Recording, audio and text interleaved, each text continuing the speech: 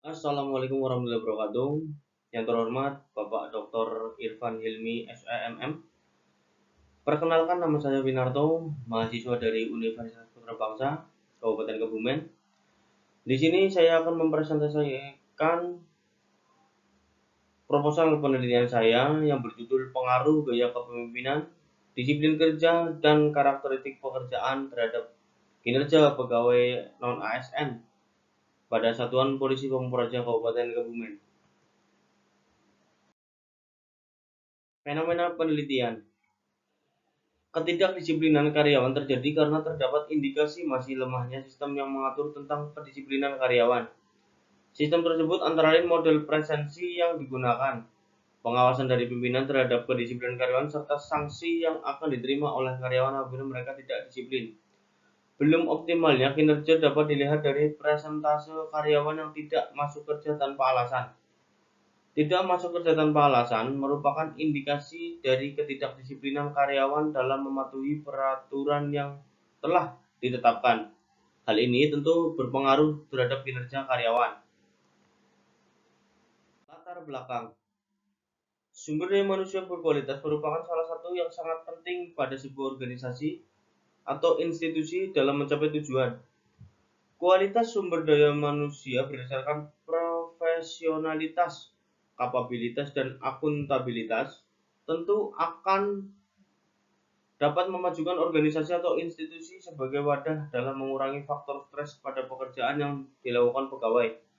Sebagai unsur yang sangat penting, pegawai tentu akan mampu bekerja dengan baik dalam rangka memajukan dan mengembangkan organisasi atau institusi jika kondisi lingkungan kerja kondusif. Di samping itu juga akan dapat menstabilkan aktivitas dan tindakan pegawai dalam melaksanakan setiap pekerjaan. Sumber daya manusia merupakan motor penggerak dalam suatu organisasi. Sumber daya manusia mempunyai peranan penting bagi organisasi karena memiliki bakat, tenaga, dan kreativitas yang sangat dibutuhkan untuk menggerakkan organisasi. Tanpa manusia, sebuah organisasi tidak dapat menjalankan segala bentuk aktivitas yang berhubungan dengan lingkup kerja organisasi. Perlu disadari bahwa sumber daya manusia merupakan sumber daya yang terlibat langsung dalam menjalankan kegiatan organisasi. Oleh sebab itu, organisasi harus memberikan perhatian secara maksimal, baik yang diimplementasikan dengan cara memberikan pengetahuan dan keterampilan maupun tingkat kesejahteraan kepada karyawan, sehingga mereka dapat terdorong untuk dapat memberikan segala kemampuan sesuai dengan yang dibutuhkan organisasi.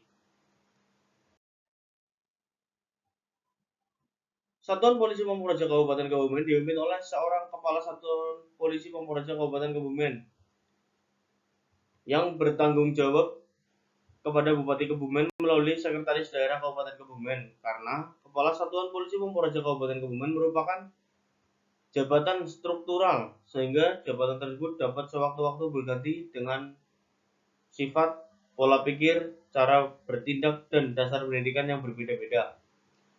Di sini ada tabel 1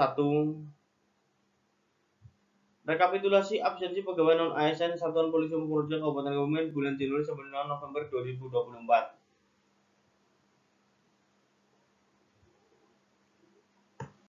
Selanjutnya ada masalah. 1. Pemimpin yang sering berganti-ganti dan dengan gaya kepemimpinan yang berbeda-beda berpengaruh terhadap kinerja pegawai.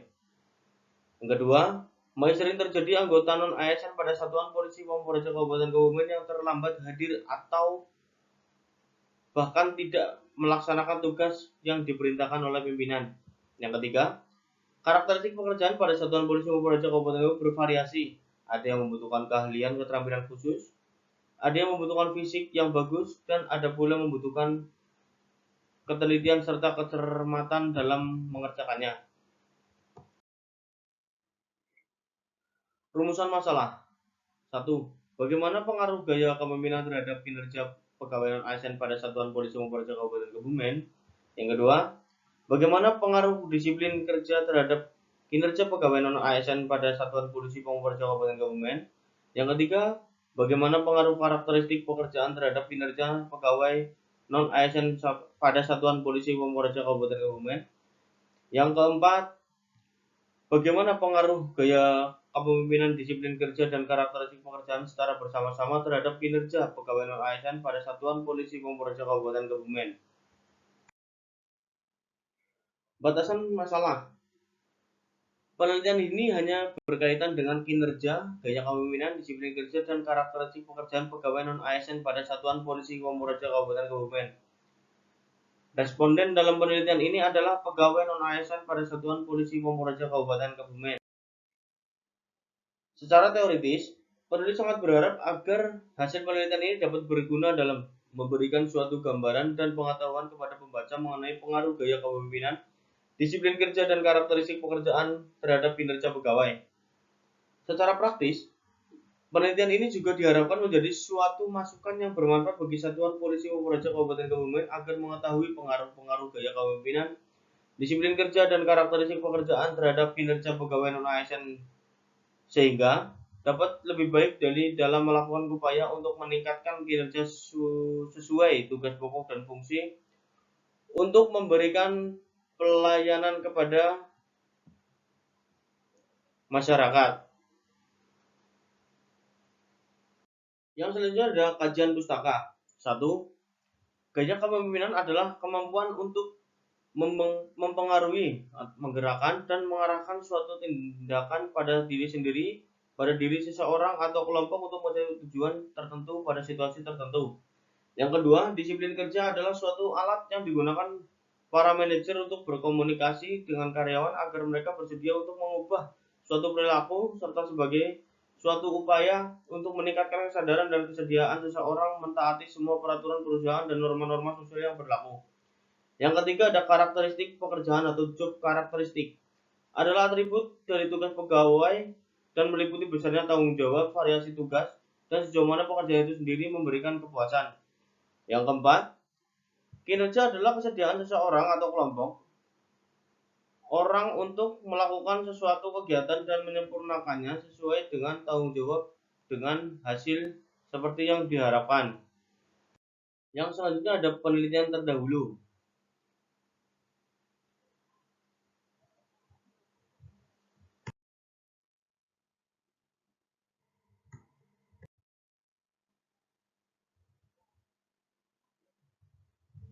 Selanjutnya ada kerangka pikir. Di situ ada gaya kepemimpinan. 1. Gaya kepemimpinan yang berorientasi pada prestasi. Yang kedua, kepemimpinan direktif. Yang ketiga, kepemimpinan partisipatif.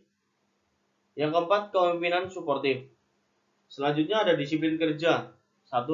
Kualitas kedisiplinan kerja. Yang kedua, kuantitas pekerjaan. Yang ketiga, kompensasi yang diperlukan. Yang keempat, lokasi tempat kerja. Yang kelima, konservasi. Selanjutnya ada karakteristik pekerjaan. 1. Keberagaman keterampilan. Yang kedua, identitas tugas. Yang ketiga, signifikasi tugas. Yang keempat, otonomi. Yang kelima, umpan balik. Kemudian ada kinerja sebagai variabel Y. Yang satu ada kualitas, yang kedua ada kuantitas, yang ketiga ketepatan waktu, yang keempat kehadiran, yang kelima kemampuan bekerja sama. Yang selanjutnya ada hipotesis. H1, gaya kepemimpinan berpengaruh positif terhadap kinerja pegawai non-ASN pada Satuan Polisi Pamor Praja Kabupaten Kebumen. H2, disiplin kerja berpengaruh positif terhadap kinerja pegawai non-ASN pada Satuan Polisi Pamor Praja Kabupaten Kebumen. H3, karakteristik pekerjaan berpengaruh positif terhadap kinerja pegawai non-ASN pada Satuan Polisi Pamor Praja Kabupaten Kebumen. H4, gaya kepemimpinan, disiplin kerja, dan karakteristik pekerjaan secara bersama-sama berpengaruh positif terhadap kinerja pegawai non-ASN pada Satuan Polisi Pamor Praja Kabupaten Kebumen. Yang selanjutnya ada metode penelitian. Objek penelitian ini adalah kinerja sebagai variabel terkait atau dependent variable.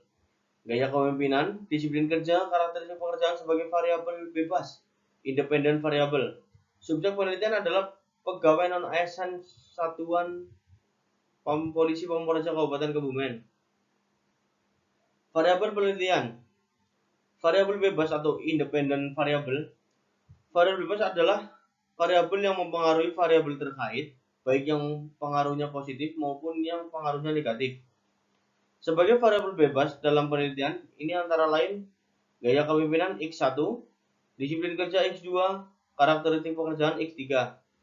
Variabel terkait atau dependent variable. Variabel terkait merupakan variabel yang menjadi pusat perhatian peneliti. Hakikat sebuah masalah mudah terlihat dengan mengenali berbagai variabel terkait yang digunakan dalam sebuah model. Dalam penelitian ini, yang menjadi variabel terkait adalah kinerja, yaitu variabel Y. Selanjutnya ada metode pengumpulan data. Metode pengumpulan data dilakukan dengan menggunakan kuesioner yang ditujukan untuk memperoleh jawaban dari responden. Setelah data dari penyebaran kuesioner terkumpul, kemudian dilakukan proses scoring atau pemberian nilai atau harga yang berupa angka pada jawaban untuk memperoleh data kuantitatif yang diperlukan dalam pengujian hipotesis dengan menggunakan skala Likert.